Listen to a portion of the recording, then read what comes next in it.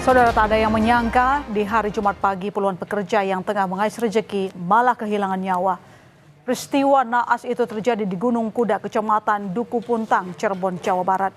Galian batu alam yang selama ini menjadi sumber penghidupan warga, hari itu tiba-tiba ambruk menyebabkan 21 orang tewas dan 4 orang lainnya masih dalam pencarian.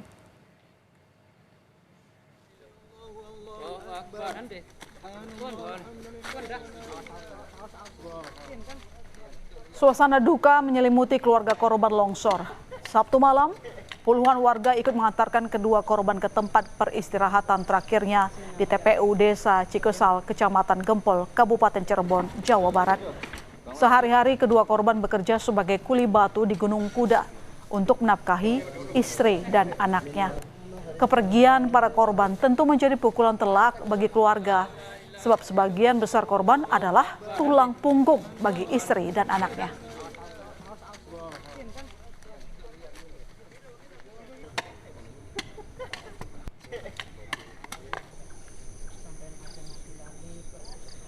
Duka mendalam salah satunya dirasakan Yuni Mulyati Ningsih, istri dari Rino Ahmadi yang menjadi korban tewas musibah longsor Gunung Kuda. Jumat sore, dia mendengar kabar bahwa suaminya yang bertugas sebagai operator alat berat ditemukan dalam kondisi meninggal dunia. Yuni tak kuasa menahan kesedihan yang mendalam lantaran orang terkasihnya telah wafat. Yuni terbayang putrinya yang masih berusia 4 tahun. Satu-satunya buah pernikahan Yuni dan Rino di tahun 2020 itu kini menyandang status yatim dan tak lagi melihat ayahnya.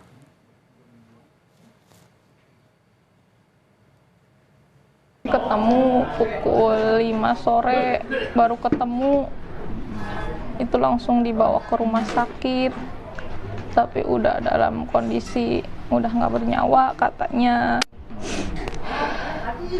Saya dikabarin mau maghrib itu tuh udah yang ikhlas aja, ya sudah udah nggak ada, katanya udah ikhlas aja, ikhlasin katanya gitu.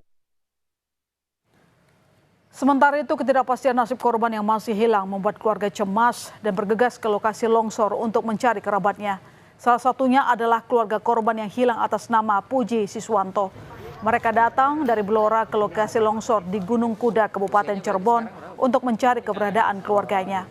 Sujiarti, kakak kandung korban, menyebut ia sempat berkomunikasi dengan adiknya malam sebelum kejadian dan berjanji akan pulang kampung ke Blora saat Idul Adha. Namun nahas, peristiwa longsor itu terjadi dan Puji Siswanto masih belum ditemukan. Ya, Bu. Usianya berarti sekarang berapa, Bu? Keluarga kita semua itu semoga bisa cepat ketemu, apapun itu, iya, apapun kondisinya bisa cepat ketemu gitu. Jadi kita keluarga nggak gimana ya, rasanya agak gelo kalau nggak ketemu. Jadi kita ya tetap menunggu di sini. Ibu dari Blora jauh. Iya, dari Blora, keluarga Blora ke sini semua, nggak ada yang ketinggalan. Petaka tambang longsor bak mimpi buruk bagi keluarga para korban. Suami, anak, kakak, ayah yang hari itu berpamitan untuk bekerja ternyata tak pernah pulang lagi. Bukan hanya pilu kehilangan sosok keluarga, mereka yang ditinggalkan juga hilang arah karena tak lagi punya penyokong keluarga. Petaka ini juga menyisakan trauma bagi para korban selamat. Junanta adalah satu-satunya dari 4 operator alat berat di tengah reruntuhan yang selamat. Junanta berharap segera pulih dan dapat kerja setelah lokasi ini ditutup. Junanta menceritakan kejadian duka itu terjadi sangat cepat. Seketika material bebatuan dari ketinggian sekitar 50 meter ambruk dan menimbun seluruh mobil truk, operator, dan orang-orang di sekitar lokasi. Beruntung bagi Junanta, material yang jatuh di sekitarnya tidak banyak. Di saat yang sama, dia juga terlindung dari batu besar yang berada di sampingnya. Junanta yang panik langsung keluar mobil dan langsung melarikan diri. Dia tak sanggup melihat musibah itu yang menimpa banyak korban tersebut. Ya paling berapa, enggak sampai 10 detik lah, orang cepat banget langsung set, timba tuh udah masuk semua, kaca nih udah mepet saya, sampai saya ngelepasin kaki aja susah, udah kena langsung buka pintu langsung loncat lari. Lihat anak-anak beko udah pada nggak ada semua, saya udah nggak sadar lah. Udah lihat beko udah hilang semua. Di tengah musibah besar tersebut ternyata masih ada sedikit keajaiban. Salah satu korban longsor, Tariana, berhasil selamat setelah terjebak di dalam truk yang tertimbun longsor selama hampir setengah jam. Tariana melarikan diri ke dalam truk begitu melihat longsor. Namun longsoran tambang lebih cepat dari perkiraannya dan menimbun truk tersebut. Tariana selamat setelah berhasil menghubungi rekannya via telepon seluler saat terjebak. Ia akhirnya berhasil diselamatkan dengan mengeluarkannya dari truk yang tertimbun longsor. Longsor ya, Bapak ada di mana posisi? Ada di dalam mobil, Pak. Ada di dalam Masuk mobil. dia lari ke dalam mobil. Terus tertimbun mobilnya. Tertimbunnya selama 30 menit saya nelpon teman supaya saya masih hidup, tolong bantuin saya kejepit. Oh, di dalam longsoran itu sempat. Iya, di dalam mobil, Pak. Terus gimana, Pak? Ceritain terus. Terus langsung teman saya nyariin. Pakai dongkrak nggak bisa, pakai manual. Pipa, pakai manual pipa bisa.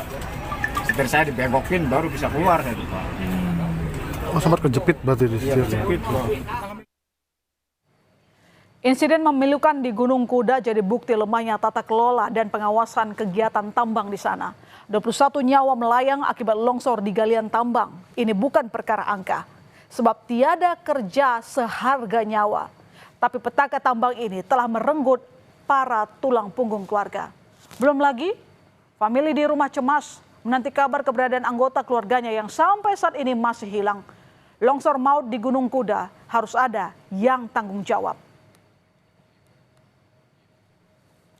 Rupanya jauh sebelum Deddy Mulyadi jadi gubernur Jawa Barat, dia pernah mengingatkan potensi bala di Gunung Kuda. 7 Oktober 2021 dia datang lokasi galian C. Kala itu, Deddy masih duduk sebagai anggota Komisi 6 DPR RI. Deddy bilang, aktivitas penambangan di sana tak penuhi standar keamanan para pegawainya. Deddy yakin kalau lihat dari cara menambangnya, potensi roboh atau longsor sangat tinggi. Tapi karena sudah berizin dan izinnya berlangsung sampai bulan Oktober 2025 dan waktu itu saya tidak punya kapasitas apapun untuk menghentikan, maka penambangan tersebut terus berlangsung. Tegas, Deddy bilang petaka longsor di galian C Gunung Kuda jadi tanggung jawab pengelola tambang. Kebijakan diketok, sanksi diberi. Deddy perintahkan jajaran Dinas SDM Provinsi Jabar untuk menyetop kegiatan penggalian dan mencabut izin tambang. Izinnya kan tahun 2020. Tahun 2020 berakhir bulan Oktober tahun 2025. Jadi moratorium dilakukan ketika melihat perizinan. Jadi izin yang habis tidak kita perpanjang. Jadi ini izin habisnya bulan Oktober. Tetapi karena ini peristiwanya terjadi saat ini dan Dinas SDM Provinsi sudah beberapa kali memberikan surat peringatan tentang bahaya pengelolaan tambang ini. Tetapi kan kalau langsung menghentikan kan kita tidak bisa. Nah untuk itu maka tadi malam kami sudah mengeluarkan sanksi administratif dalam bentuk penghentian izin, pencabutan izin dari tambang ini. Malapetaka tak cuma terjadi di Gunung Kuda saja, tapi merembet ke kehidupan keluarga yang kehilangan tulang punggungnya. Keluarga korban gelisah bagaimana nanti melanjutkan hari-hari ke depan. Kepada Gubernur Jawa Barat, korban yang selamat sampaikan harapan. Sebab pasca penderitaan yang dialami, pemerintah kini jadi tempat bersandar agar roda kehidupan mereka bisa terus berputar. Deddy Mulyadi janji bakal bantu ringankan keluarga korban petaka tambang Gunung Kuda. Mereka tak bakal ditinggal sendirian. Anak-anak yang di bawah umur, baik